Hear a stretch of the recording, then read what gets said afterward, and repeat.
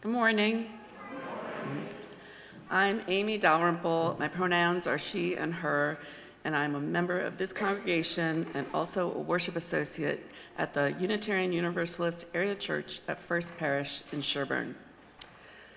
Now let us begin our sacred worship service this morning by taking a deep breath and letting it out.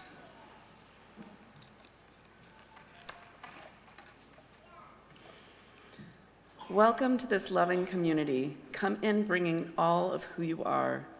Bring your wounds and aching hearts, your pain too numb to feel. There are healing waters here to ease your troubles. Let go of the expectations placed on you by others and those you have placed on yourself. May you touch hands with those you love. May you experience awe, love, and humility here. May you see something of beauty and feel a sense of wonder. May you know that each of us contributes to the beauty of the whole and the beauty of our country. Thanks for the introduction, Kathleen. Bring all that you are and all that you love to this hour together. Welcome.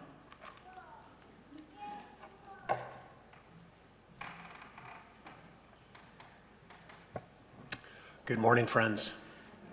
My name is Reverend Nathan. I am privileged to be one of your ministers. Let's take a deep breath again.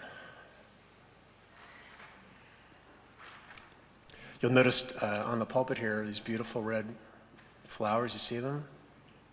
These are from the beloved garden of Marty Nickerson, who passed yesterday morning. For those of us who've been in our community for a long time, or even not a long time, you would have met Marty. She was my neighbor. My heart is so sad that we've lost her. So I'm feeling that with you this morning, and I'm feeling the week that we have ahead of us in the world of politics and all the things. So I'm just grateful to be here in this room with all of us together, as I hope you are too. Next thing we do, let's wave good morning to our folks who are watching from afar on our camera above there. I have some usual gentle invitations. If you'd like myself, I'm doing the prayer this morning, to read a prayer card. They're to my left. If you light a candle, you can do that as well. You can always sign up for bells and for chalice and our beautiful flowers. These are provided by UAC fairy team, elf team. Elf fairies, they collaborate sometimes. They're not partisan, those two groups actually.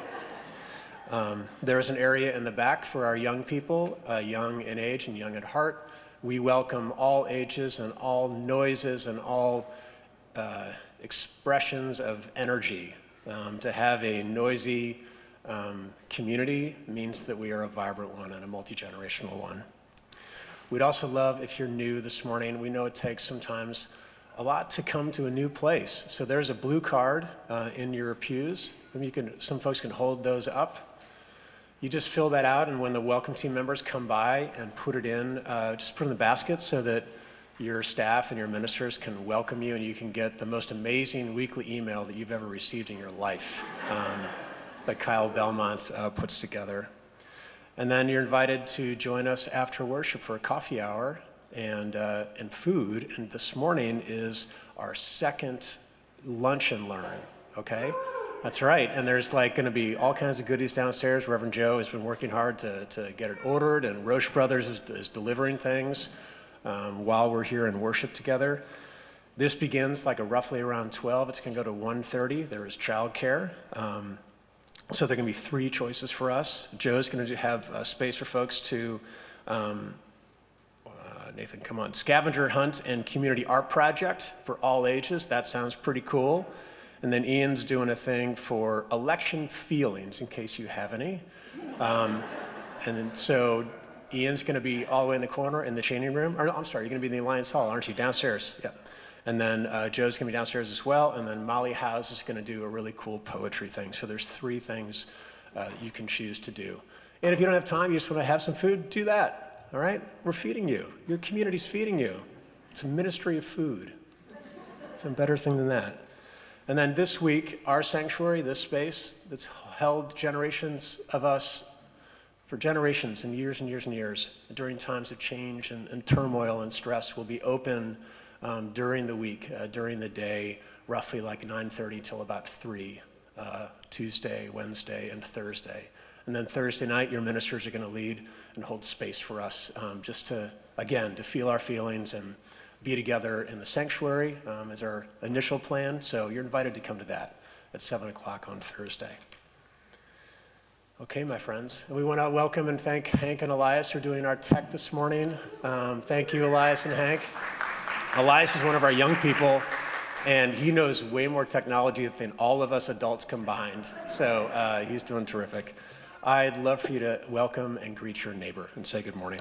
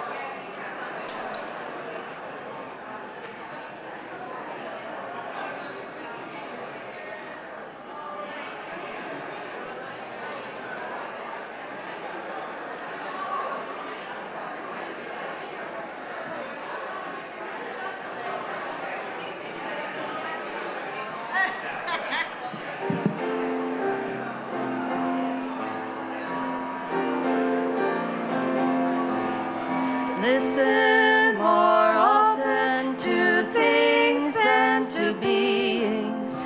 Listen more often to things than to beings. 'Tis the ancestors' breath when the fire's voice is heard. 'Tis the ancestors' breath in the voice of the waters. Sigh.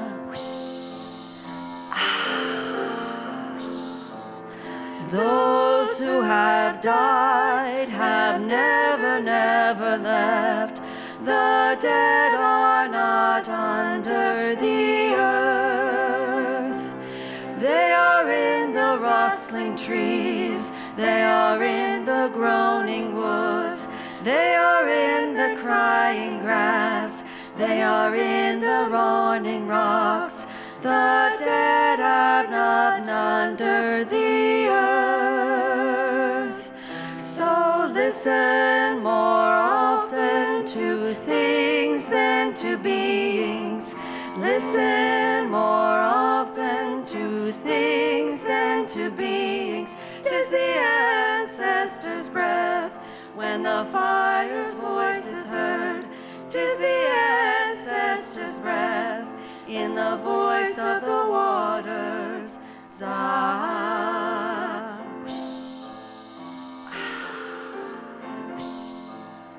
Those who have died have never, never left. The dead have a pact with the living. They are in the woman's breast. They are in the wailing child. They are with us in our homes. They are with us in this crowd. The dead have a pact with the living.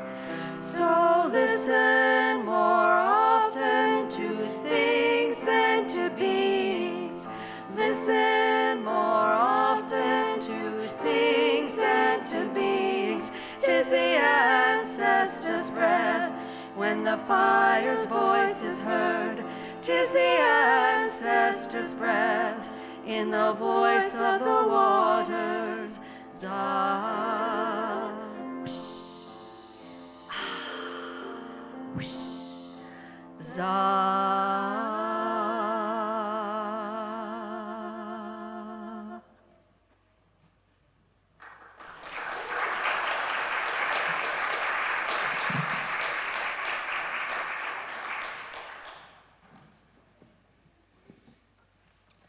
Good morning. My name is Ian Evans. I'm your ministerial intern here at UUAC. My pronouns are he, him, his. Please join me in saying our opening words, which will be on the screens to my left and right. They once dwelled among us, the people of memory, they who knew us, they who taught us, they who hurt us, they who loved us. Enrich our lives time and again through their presence and their absence, through familiar scents and favorite songs, through old stories and renewed song. As the earth turns and leaves fall, we reach back and renew the bonds between us. With hearts and hands open, we hold on to love, ever stronger than death.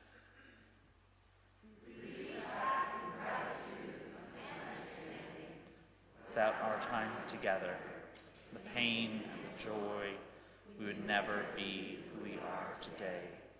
We would have little to pass on ourselves.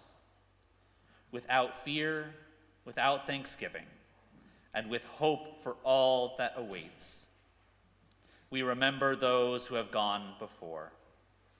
We honor the circle of life and death and our place within this sacred thread.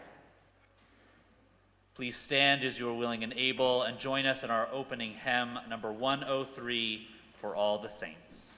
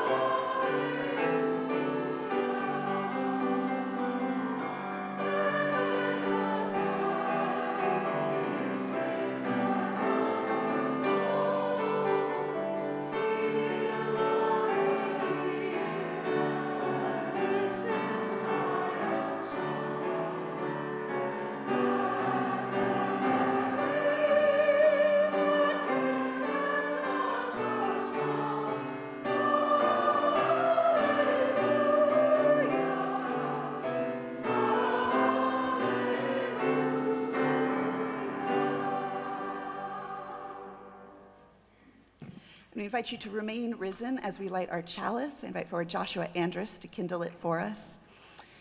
Chalice is one of the symbols of Unitarian Universalist community. And as the flame is lit, let's say together our words of covenant up on the screen. Love is the spirit of this church, and service its law. This is our great covenant, to dwell together in peace, to seek truth in love, and to help one another.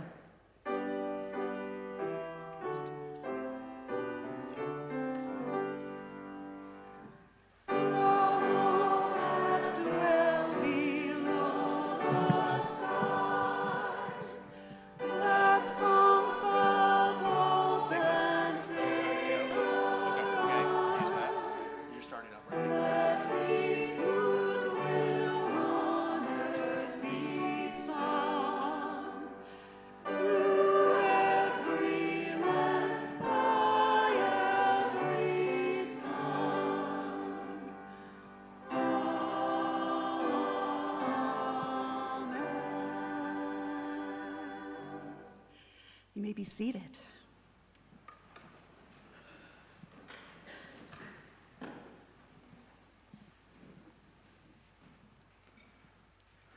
As you know, last week was very Halloween themed because this is a time of year when many different traditions believe that a veil between the living and the dead is at its thinnest.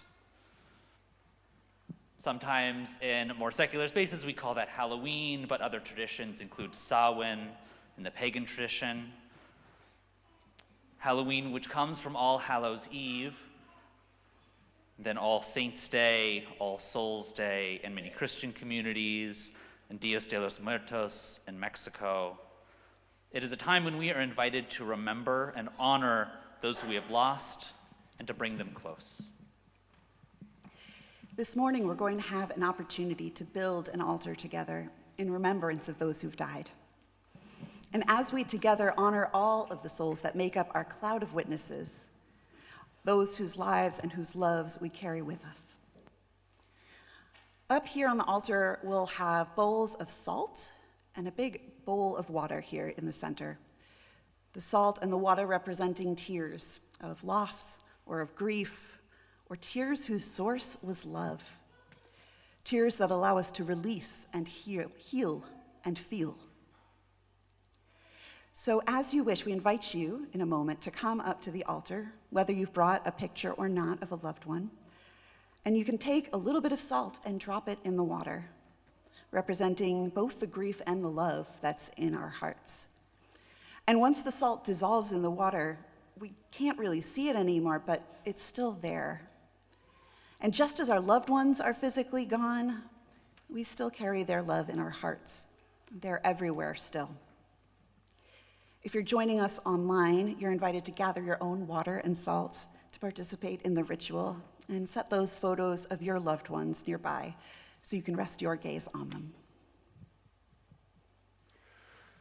So many of us might have brought in pictures and items, mementos. I have a picture of my brother here, and I have a picture of my dad, and I brought, Marty Nickerson was an amazing painter, so I have one of her paintings that I'm going to put on the table.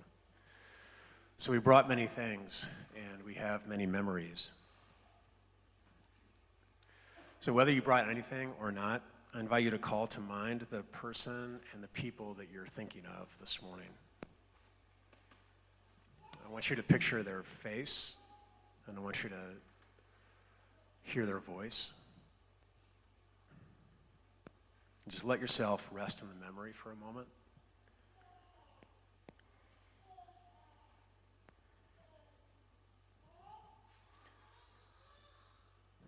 And now if you feel moved, I invite you just in our shared space here to say their names aloud.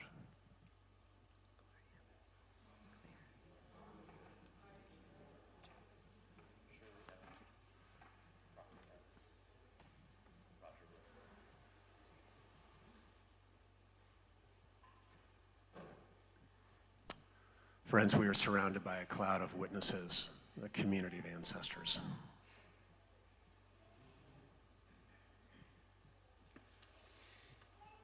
So we're going to co-create this altar of memory. As Kathleen shares some music, you can come up as you wish down either aisle, and you can place the photo or memento on the altar as you come up.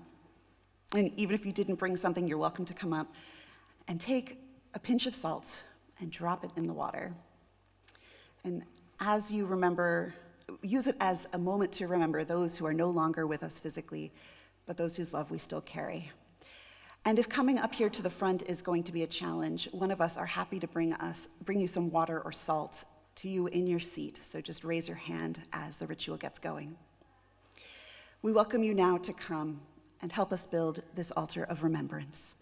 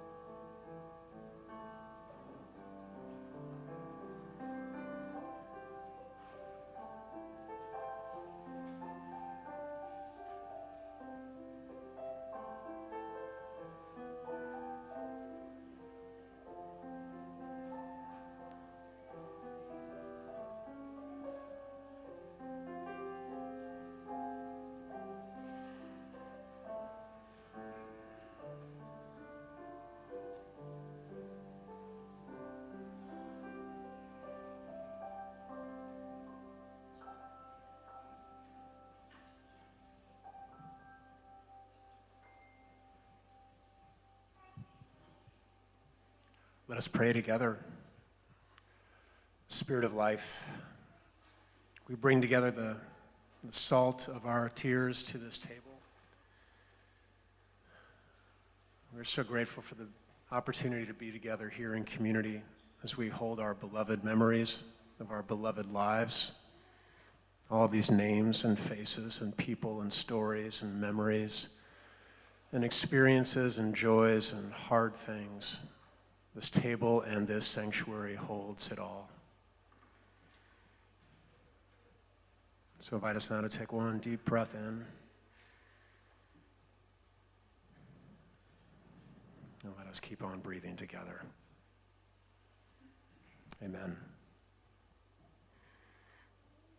Thank you, everybody. Thank you. So this morning we have our faith formation classes for our young people and our terrific volunteers who help guide them along the path. So I invite us to sing them out with Go Now in Peace.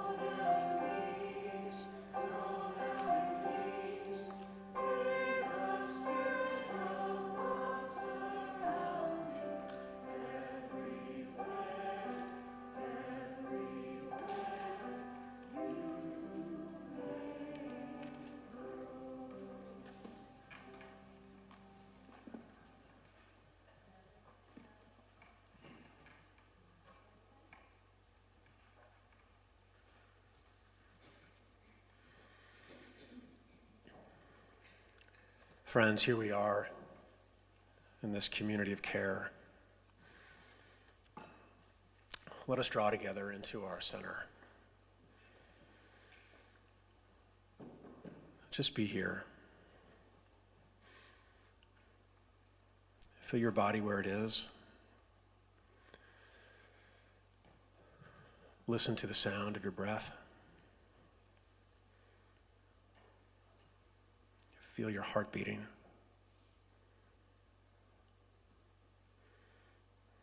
We all need this time of stillness and prayer and meditation so very much.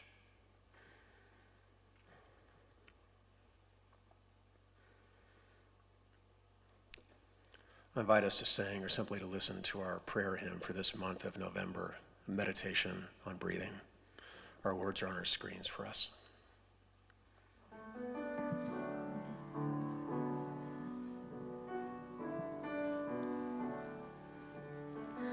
Breathe in, breathe out, breathe in, breathe out.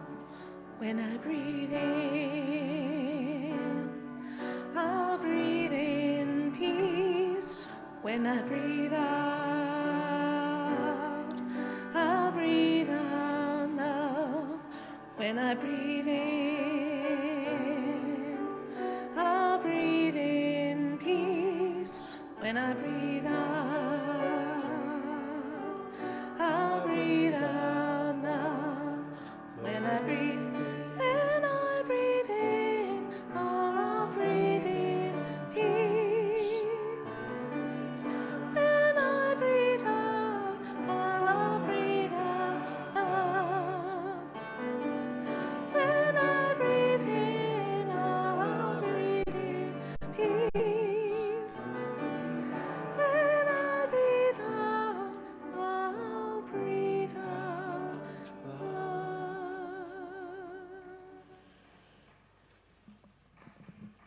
And here into our meditation of breathing and on breathing, we carry into our room this beautiful sanctuary that's held so many of us for so very long. These prayers for loved ones and for the world in which we live in, and the gratitudes that so often go unspoken because we're so busy and we sometimes forget, at least I do, to pay attention. Our prayers for loved ones from Nancy for Judy, who is missing hope.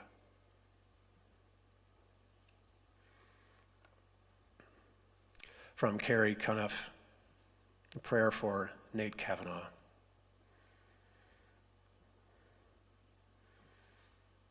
A prayer from Kirsten and Don for her daughter Liza, whose trial for divorce is in 12 days.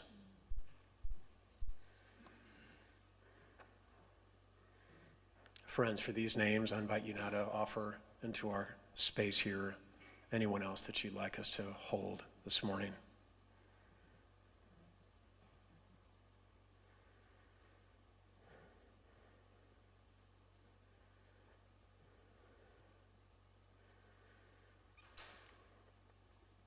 For all these, we light a candle.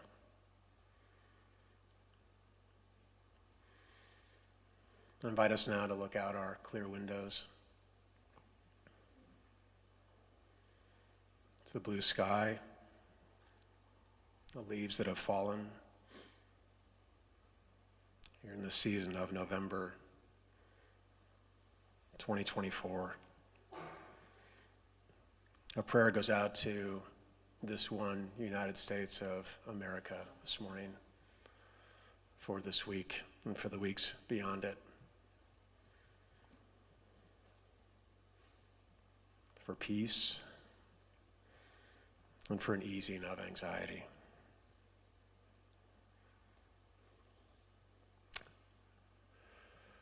For that big one, we light a candle, Kirsten.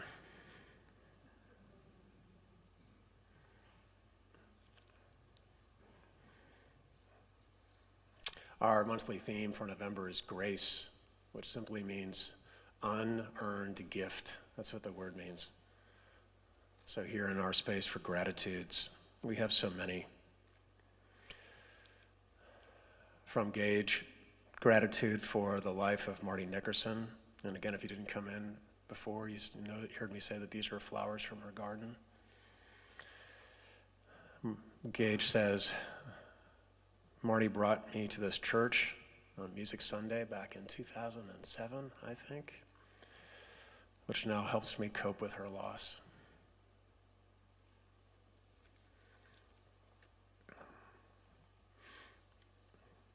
Hank Roush offers a gratitude for the New Orleans service crew, 2024 crew. It was Bill, Daryl, Gray, Rosemary, Sparky, aka Dave Hatton, and Terry. They really did a lot of terrific work this week. Hank says, love you all, we killed it this week, which he means in a good way. And then I have a gratitude I get to do later this afternoon. Of course, I was with Marty Nickerson right before she passed away. But then later this afternoon at 2:15, I get to bless, and Ian and I do as well, I get to bless two young people. Their dad, Dane Dudman, grew up in this church, and he lives in North Carolina now. And so they're bringing their daughters back. One is 7 and one is 4. And we get to do this right here. There's a circle of life. There is a circle of blessing. There's a circle of beginnings, always. So for these, Kirsten, we light a candle.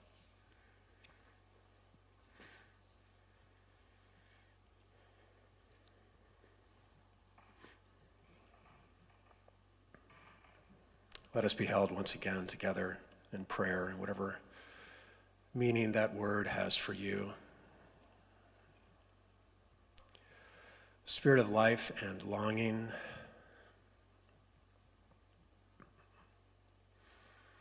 Spirit who comes to us in the breath, in our meditations on breathing. We ask your help, the source of life beneath us and below us and between us and above us, to find some ease this week, to put down the polls, put away the news. Our prayer is to be taken care of as bodies and as hearts and as spirits, to take care of each other. Our prayer this week is to call upon our ancestors these beloveds who we remember on our table in front of us this morning, and all of those before us in this country who in their own time had times of tension and turmoil. They, like we, now called upon community. They, like we, called upon religious practice of congregation and singing and stillness and listening and laughter. They too, like we, called upon resilience. They too, like we, have a vision for what lies beyond our worry.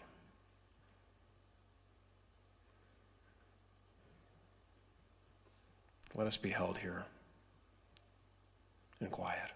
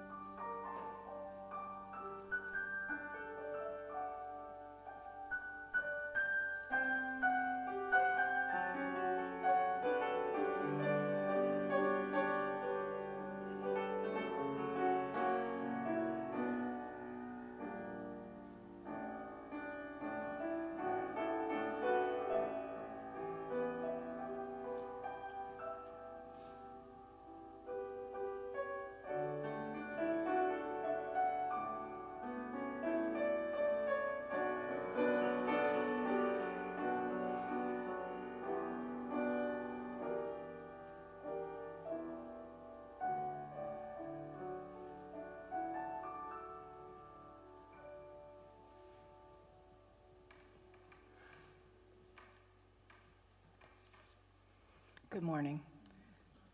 This reading today is called Prayer Ballot by Luke Stevens Royer, and it was written for the presidential election in 2016. I walk in, as on pilgrimage.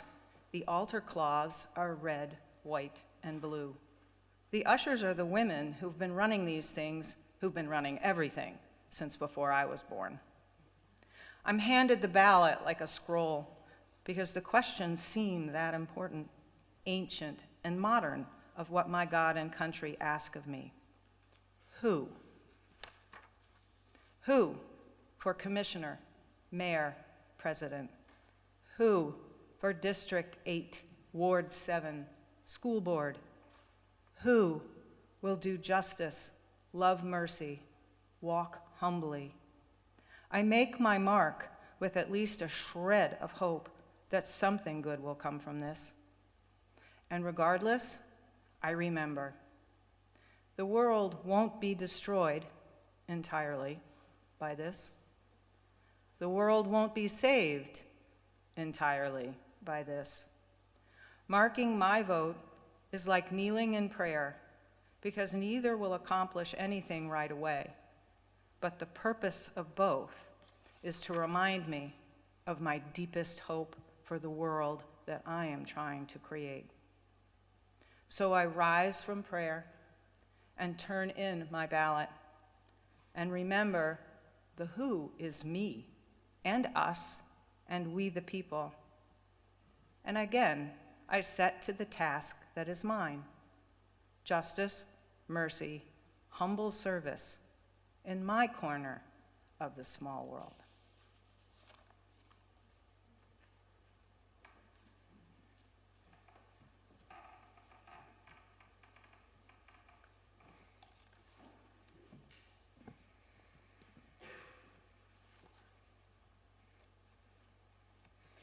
That was a good reading. The task that is mine in my corner of the small world. We are very lucky every week to be able to give away the entirety of our offering for Beyond Our Walls. And this week, we are able to support Side with Love, which is a UUA organization, a UU-based organization that is a public advocacy campaign which harnesses love to stop oppression. Among the many things that Side with Love is working on are issues such as reproductive health, trans rights, and protecting democracy. These are central to many of us right now. I know that I am holding them in my heart. So please, as you are able, give generously and it will be received generously. The code to give to Side with Love is on the screens to my right, and baskets will be passed around as well. Thank you.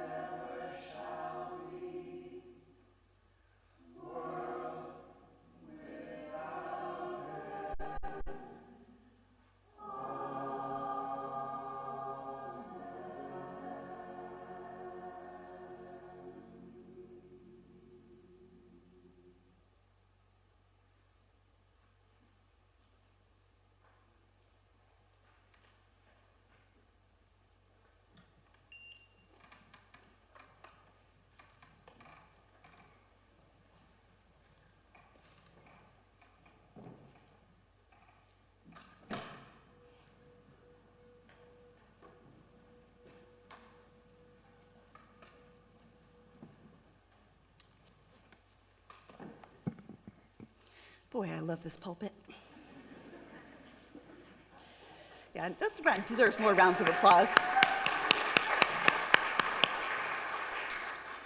It might be the coolest thing I've ever seen in a church.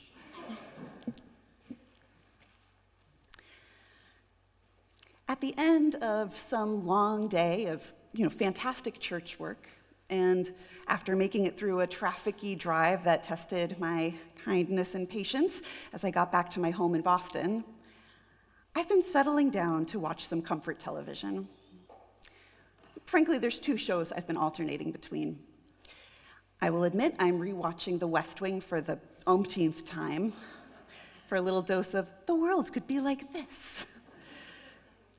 And I've been getting really into genealogy shows recently. So last week you had horror movies with Ian. Here you get like the comforting PBS version. I've watched most of the latest season of Finding Your Roots with Henry Louis Gates Jr., which is so good. And then I've moved on to the British show, Who Do You Think You Are, which is on YouTube. Are there any other fans of this kind of show out there? Yay, I'm not alone. Great, thank you. We'll talk after. Basically, these are shows in which a celebrity gets to uncover some stories about their ancestors and trace their family tree back as far as it can go, with the help of a whole slew of professional researchers. That's the part that's missing for me. I could use the whole slew of professional researchers. I really like to see history this way, traced back through individuals, knowing that the guest on this show only exists because of all of the choices and circumstances that their ancestors experienced. And sometimes the guest is able to see something of themselves reflected back at them from the stories of their ancestors. Even just thinking about it, I get choked up, thinking about the episode with LeVar Burton, not just because I love LeVar Burton. He's built a life and career around helping children love reading, and education is a huge part of his mission in life. And he was so moved to learn that he had generations of educators in his family, that it wasn't just him. And I was energized and delighted by the English actor Olivia Colman, in which she started out this whole episode by saying that she was fairly boring and a good day was just staying at home in her pajamas with her family and doing nothing, which I agree, that does sound great. She expected her family to just be within this little radius, also doing nothing of excitement. But she, in this episode, traveled to India to trace her ancestry and learned about a 19th century great-great-grandmother, some number of greats, who was half British and half Indian. And this ancestor traveled across oceans, started over again multiple times after hardships. And after learning her story, Olivia herself felt emboldened to have more adventures and take more risks herself.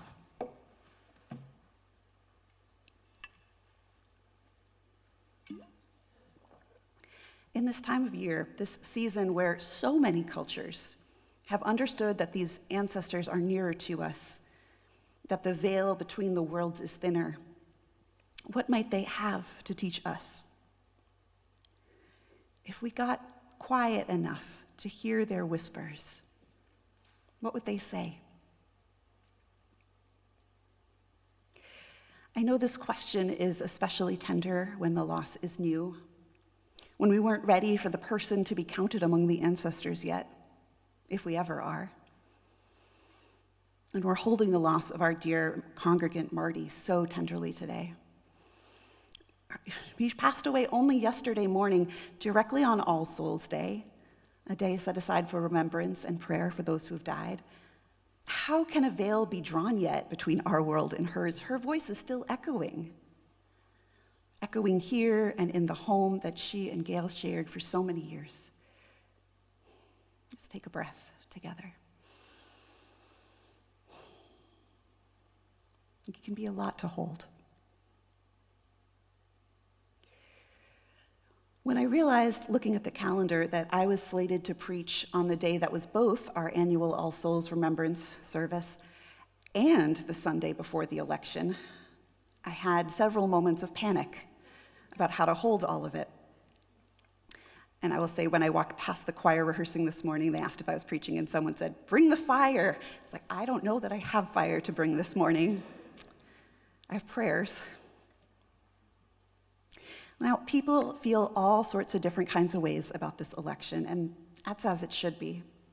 So I'll just speak for myself and know that several of you have told me similar stories about your own experiences. Throughout this fall, I have been feeling so anxious about the election and how the transfer of power will go. That's not a thing I ever thought I'd worry about. And I alternate between frantically trying to do anything I can do to make a positive impact on the election's outcome, whether it's donating or volunteering or letter writing, and then switching to bouts of numbing out and trying to just distract myself until we have some results, until we have a safe transfer of power. I'm almost afraid to hope for specific results, specific outcomes. The stakes feel so very high. Anybody else fighting that sense of, can I have some hope? And then at some point in planning for this service, it clicked. Kind of like Nathan just said in his prayer, if I imagined my ancestors standing behind me, or floating, I don't really know how ancestors get around, but if they're behind me, if they follow me into the voting booth, or are sitting by me as we see what the coming weeks will bring, what wisdom would they offer? What would I need to hear? And by ancestors, I don't just mean the ones who share your genes, the parents and your grandparents. I think if any of our loved ones who have died, or our heroes or spiritual forebears were here with you in this moment, perhaps they'd be here to comfort you and encourage you. What would they say? Some of why I think I have been into these genealogy shows so much is personal, that there's really only so far back I've been able to trace my own family before the information trail goes cold. We know some of the stories of my great-great-grandparents, the generation that fled the shtetls, the little Jewish villages, in cities that are now in Ukraine and Belarus mostly, and the generation that brought their children across the water to the United States between 1902 and 1910. And in some cases, we have the names of their parents, the generation that never left Eastern Europe.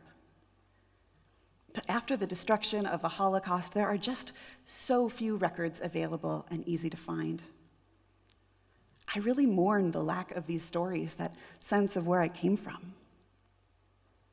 And this is true for so many of us, especially those who come from ancestry whose history was harmed, the people who oppressors tried to erase their history, the people who were persecuted, who tried to save their stories. There's this yearning to know where we came from. Just this week, as I was unwinding and watching an episode of Where Do You Come? Who do you think you are? Who do you think you are? That's what it was. It's an episode with Sir Ian McKellen, who played Gandalf, great guy, discovered that his, I think, great-grandfather, Robert Lowes, was a British warehouse clerk in the 1840s. Lowes campaigned on behalf of the workers there for local business owners to allow their employees to take a half day off on Saturdays. Half day off. And Robert Lowes and his colleagues won that fight with new regulations allowing staff to leave at 1 p.m. on Saturdays. And it spread throughout the land. Before that, a working day was 14 hours, 6 days a week, especially in the kinds of garment and tailor shops where his ancestors worked. As someone who was active in his own union, Sir Ian was so moved and delighted to learn that his ancestor was, in many ways, the grandfather of the modern weekend. What a thing. Something about that story, about workers' rights, it tickled something in my brain. There was some story that every now and then my mom would allude to, or my great aunt, that I thought was just a family legend, was just too improbable to be true, so I never asked follow-up questions. But knowing I'd be preaching about this, and I'd just seen the episode, I texted my mom some questions and compared it with my family tree and some historical records. And I was handed this beautiful, eerie gift that I'm still processing that is sitting right with me as I go into this week. Do y'all want to hear a family story? Great. So this is a story about my maternal great-grandmother, Sadie Cherifson, or Sarah, I think, as she came over. Her picture is down there in one of the acrylic frames. There's 4 generations of us. She's with a walker. I'm the little baby who's 2 months old. Sadie was 13 years old when she arrived in New York City from a Jewish part of Galicia, a region that's now partially in Poland and partially in Ukraine. Like so many young immigrant women, children really, she soon got a job at a garment factory at age 14. Much like the conditions that Ian McKellen's grandfather fought against, the work in Sadie's factory was hard, the hours long, and the conditions horrific. At her particular factory, they locked the doors once the workers were inside to prevent theft and to keep the workers from taking breaks. The only way the foreman of the factory would unlock the doors for a worker was if that worker was sick and needed to go home. The story goes that one day, when she was 14 years old, Sadie got to work, but had an uneasy feeling that something wasn't right. Sadie told the foreman that she was sick and she needed to leave, and she went home early. Now, the story differs about whether it was her coworkers or her family, but somebody said to her, "Are you nuts? You're going to lose your job. Doesn't your family need this money?" But she stuck to her gut that said, something is not right. Sadie went home early. The day that she went home early was Saturday, March 25th, 1911. Does that date mean anything to anybody who's studied history? Yeah. The factory she worked at was the Triangle Shirtwaist Factory. And that afternoon, just a few hours after she left, a huge fire started in the scrap bin that spread rapidly. The doors were locked. Fire engines came with their ladders, but the ladders only reached as high as the 7th floor. The workers in Sadie's division were on the 8th and 9th floors. I'll spare us the details, which are so vividly in my mind from undergraduate studies in history, but suffice it to say, the Triangle Shirtwaist Fire remains one of the most deadly industrial fires in U.S. history, industrial disasters of any kind in U.S. history. 146 garment workers were killed, most of them Jewish and Italian young women. The 2 youngest who were killed that day were both just 14 years old, just like Sadie. I'm still in kind of a shock that I was able to just piece this together with my mom over text messages and a few minutes of Google, this huge, huge turning point in my family's history. So many of us in her family would not have existed if she hadn't listened to that foreboding feeling that she felt, if she hadn't trusted her gut and gone home that day. And I think of the 14-year-olds I know, the folks I'm getting to know in our coming-of-age classes, and that is just so young. How must this event, just missing this tragedy by just a few hours, how must that have shaped Sadie as she grew up? Her parents, how could that have shaped them, or the way she parented my grandmother as she grew up? I know that she and other members of my family were very involved in labor unions after this, but man, if I can let myself get still enough through the shivers of the goosebumps that I feel, as we come to this week that scares me so much, what guidance might Sadie be whispering to me? Would she tell me something about protecting the vulnerable, of valuing people over profit? Would she remind me that no moment is promised and not to put off trying to make a difference? And what about those ancestors whose stories I don't know, the ones who didn't leave the shtetls? Would they marvel at this democracy that I've always known as my birthright, and tell me that it's worth fighting for? Or what of those untold generations before them, these exiled peoples forced to flee their homes over and over, whether because of government edict or anti-Semitic violence? What would be their wisdom around survival, around preparation, mutual aid, and about what they wish their neighbors had done to resist? It doesn't all have to be so heavy, these stories from our ancestors. What about our heroes? I think of the heroes whose photos are on my wall in my office. The people I hung to inspire me day in and day out. Pete Seeger, Jim Henson, Mr. Rogers. What about the artists and the dreamers? Would they ask me how I could bring people together around our shared dreams? Ask me to sing them songs to encourage and embolden? Or the suffragettes, in whose honor I and several UU women religious professionals today wear white? Would they remind me to be bold and unrelenting as we fight for rights?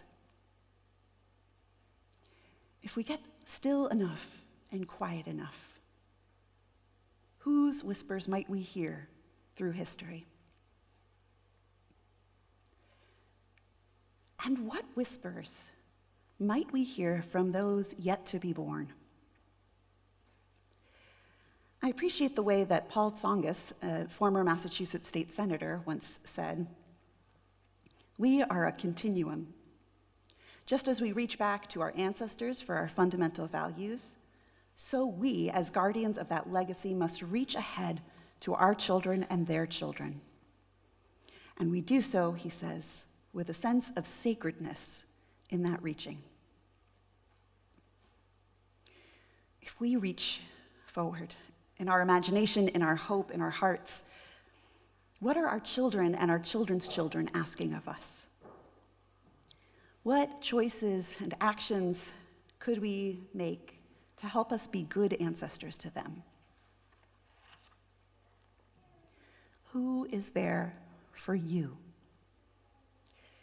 What if we got quiet and still together for a few moments? What wisdom might be there in a whisper in your heart? Maybe it's a voice from a loved one you knew so well that their voice is always there with you. Or maybe it's somebody from so many generations ago you know neither their name nor their face, just that you are here because they were. Or a hero of yours, whoever it is, you get to choose who you welcome in. Someone whose guidance or comfort you'd love to have. Let's take a few moments of quiet together to listen in this moment in your life, in our country and in the world. What's being whispered to you?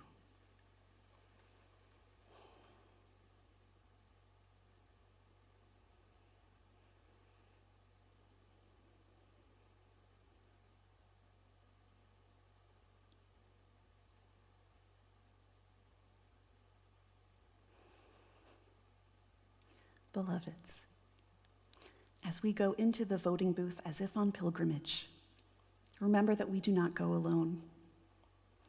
We go with generations of ancestors at our back and generations ahead of us, asking us to be good ancestors to them.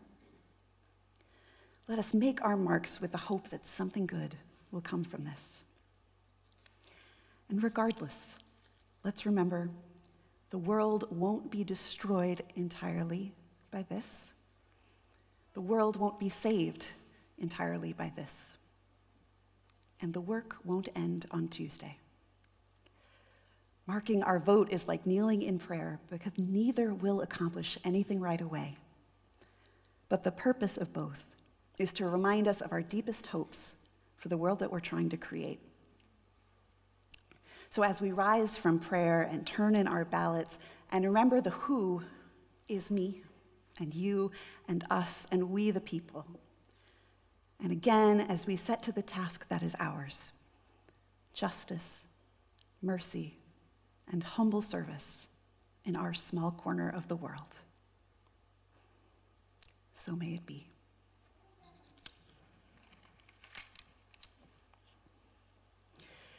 in that spirit, I invite us to rise in body or spirit for our closing hymn, Grounded and Guided. This is one, it's not in our hymnals, at least not yet. I invite you to read from the screen. And Sarah, are you going to be helping us learn it? Great, Thank you.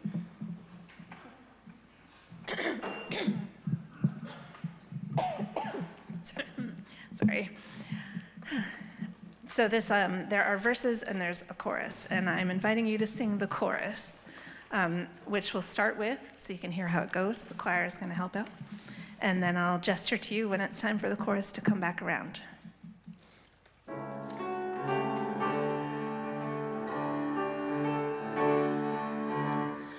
We are grounded and guided.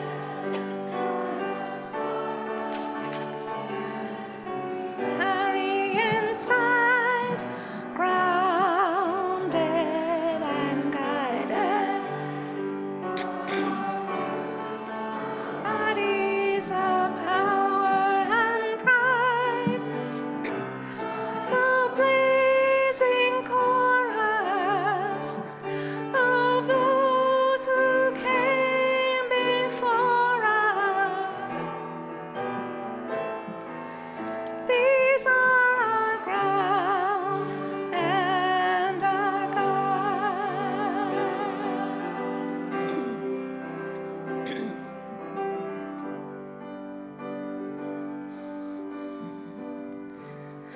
When we're afield and alone,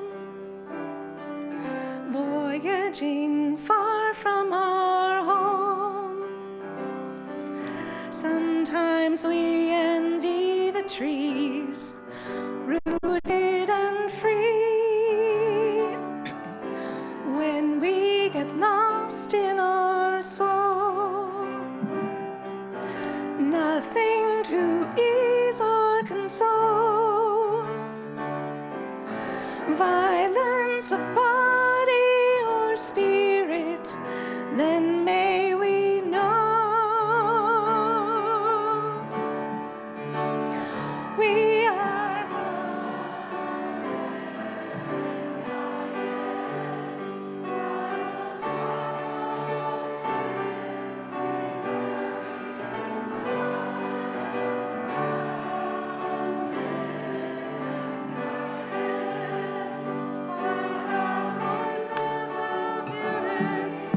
powers and pride by the blazing chorus of those who came before us. These are our ground and our guide.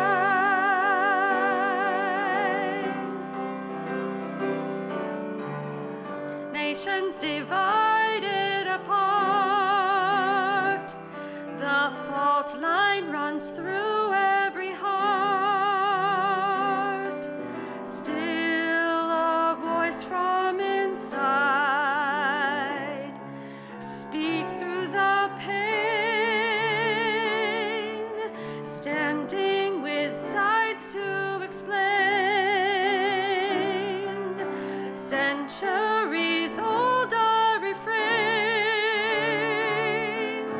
love beyond all understanding can't be contained. We are grounded and guided by the spark of the Spirit we carry inside.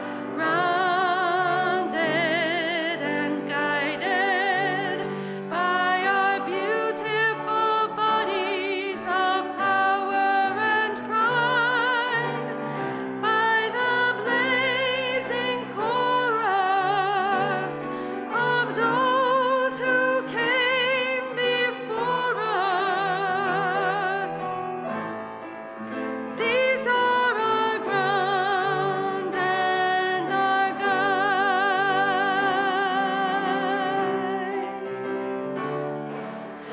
Faces unknown and unseen,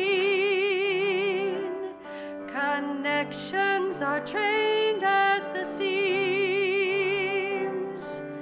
missing the touch of a hand, time like a dream, silos of friends and of foes, if only the distance would close. Someday may all of us be one family.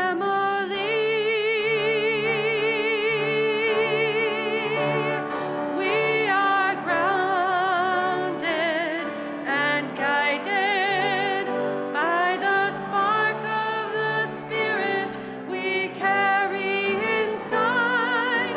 Grounded and guided by our beautiful bodies of power and pride, by the blazing chorus of those who came before us. These are our ground and our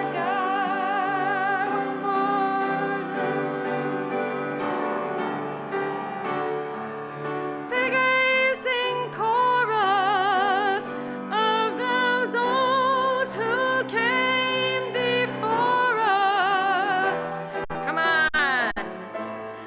These are our ground and our guide.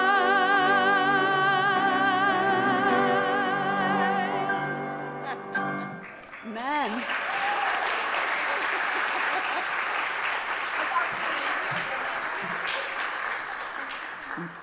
And as we extinguish our chalice, if one of you would use our brand new snuffer hat, let's say together our call to ministry. We go forth into the world in peace to act with works of love, to affirm each person's dignity, and to cherish the living earth. Beloveds, go in peace, join us for lunch, and please vote. Amen.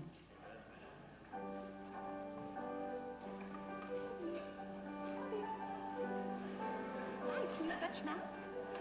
Can you fetch mask? Good boy, you got it. Good job, good job. Good job.